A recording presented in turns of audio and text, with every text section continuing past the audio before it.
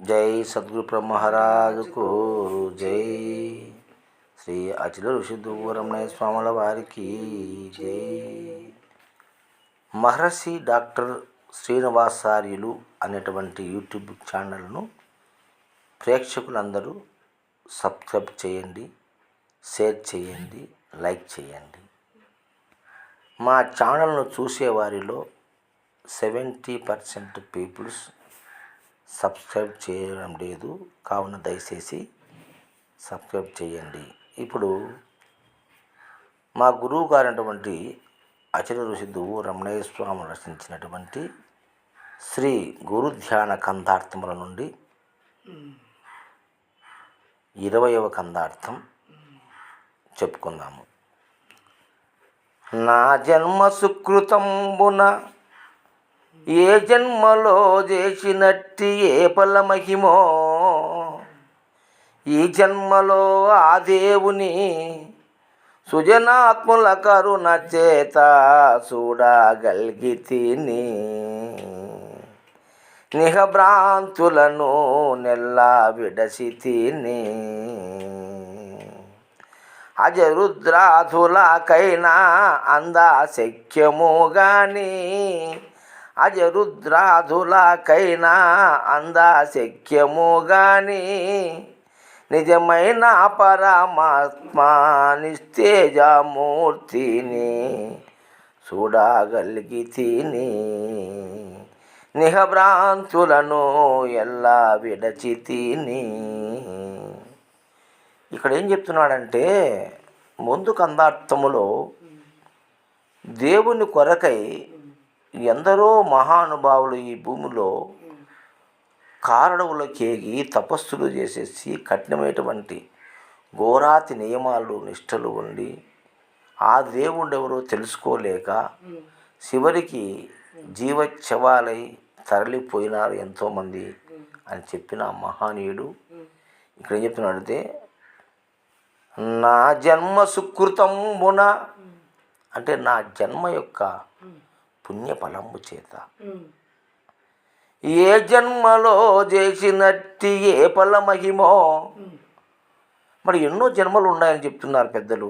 మనకు అనంతకోటి జన్మాన్ని ఆత్మజ్ఞానంచ లభ్యతే, ఆత్మజ్ఞానం అనంతాన్ని లభ్యతే పూర్ణభోజిత అనేటువంటి శృతువాక్యరీత్యా మనం ఆలోచించినట్లయితే అనేక జన్మల పుణ్యఫలము చేత ఏ జన్మలో చేసుకునేనో ఈ పుణ్యము నాయన, ఆ ఫల మహిమ వల్ల, ఆ పుణ్యఫల మహిమ వల్ల ఈ జన్మలో ఆ దేవుని సుజనాత్ముల కరుణ చేత చూడగలిగితిని.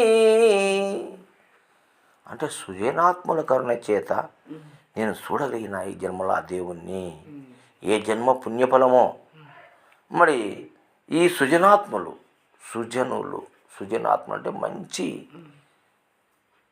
సజ్జనమైన ఆత్మ కలిగినటువంటి గురువులు, సుజనాత్ములు వారి యొక్క కరుణ చేత చూడగలిగినయ్యా ఆ దేవుణ్ణి నేను అని చెప్తున్నాడు ఇక్కడ. ఇహ భ్రాంతులను నెల్లా విడిచితిని. అప్పుడు ఈ ఇహంలో భ్రాంతులను విడిచిపెట్టినా, ఎందుకంటే ఆ దైవాన్ని నేను చూడగలిగిన గురువు ఒక్క మహిమ చేత, ఆ గురువు యొక్క కరుణ చేత, సుజనాత్ముల కరుణ చేత నేను చూడగలిగిన. ఎప్పుడైతే ఆ దైవాన్ని దర్శించినానో ఇక భ్రాంతులన్నీ విడిచినాను నేను అని చెప్తున్నారు ఇక్కడ.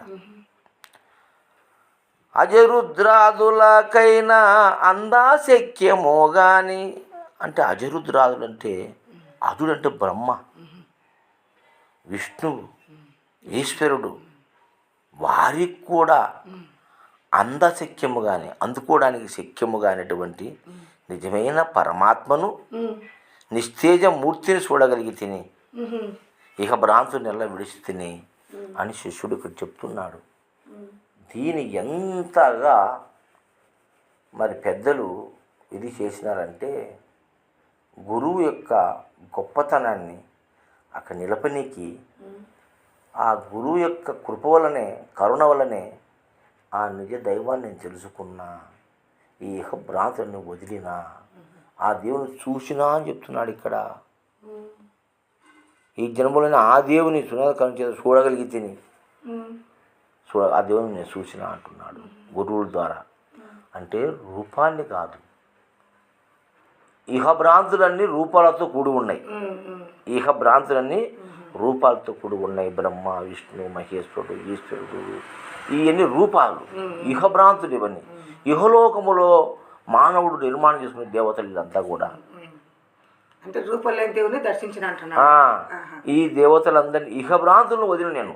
ఇహములో ఉన్న భ్రాంతులు ఏంటి? ధ్యానాలు, తపస్సులు, యజ్ఞాలు, యాగాలు, ఒక్కబొద్దులు, వ్రతాలు, దీక్షలు, మాలలు, తపస్సులు, ఎన్నో ఎన్నో ఎన్నో ఎన్నో చెప్పలేనని నా విధ భక్తులు, అష్టాంగ యోగములు ఎన్నో ఉన్నాయి.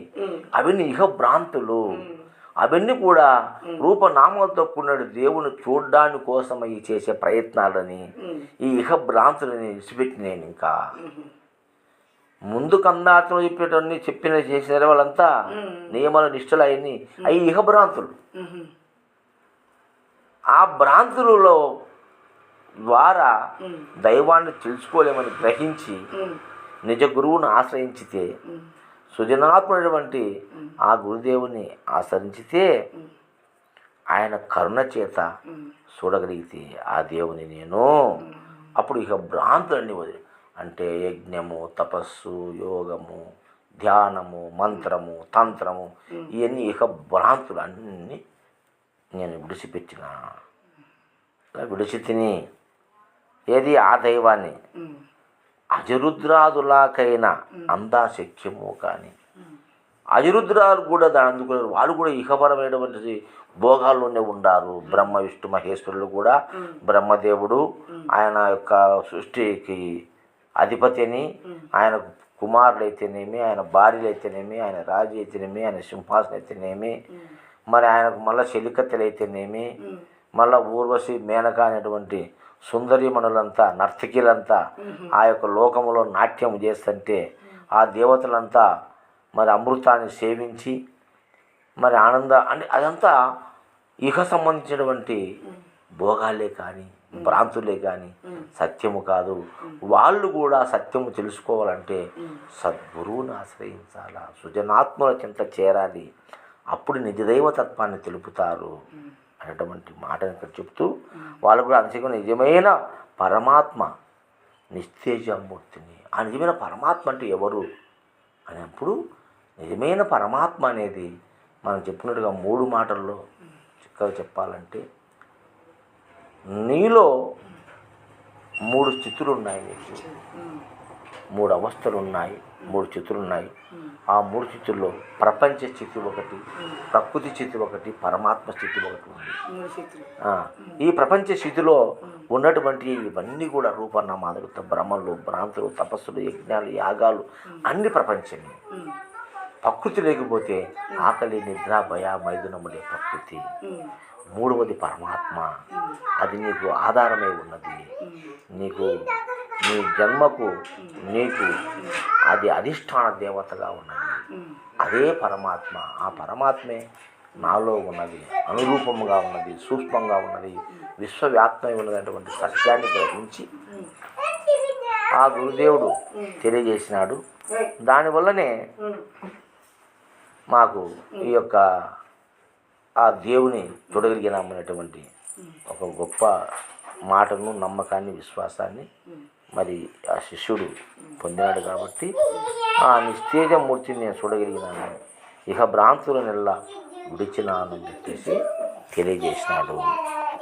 జై సద్గురు మహారాజుకు జై.